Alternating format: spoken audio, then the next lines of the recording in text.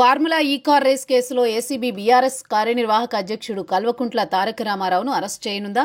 సోమవారం June 16 ACB విచారణకు హాజరయ్యేందుకు బయలుదేరుతూ కేటీఆర్ మాట్లాడుతూ ఆ సందర్భంగా ఈ ఫార్ములా కేసులో తనను అరెస్ట్ చేస్తారని మీడియాతో చెప్పడం దాన్నే సూచిస్తోంది. తనను అరెస్ట్ చేసి జైలుకు పంపిస్తారని తెలుసన్న కేటీఆర్ జైలుకు పోవడం తనకు కొత్తేమీ కాదన్నారు.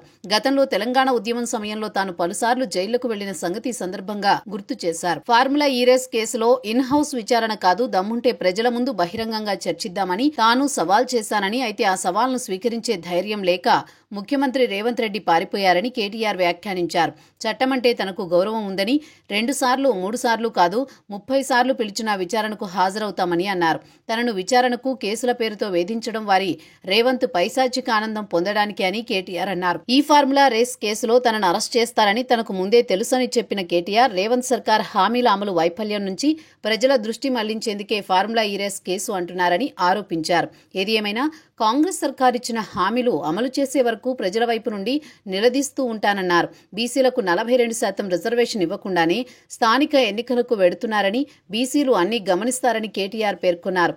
ఓటుకు నోటు కేసులో రేవంత్ లై డిటెక్టర్ టెస్టుకు సిద్ధమా అని మరోసారి సవాల్ విసిరారు. మీడియా సమావేశం అనంతరం ఆయన ఏసీబీ విచారణకు వెళ్లారు.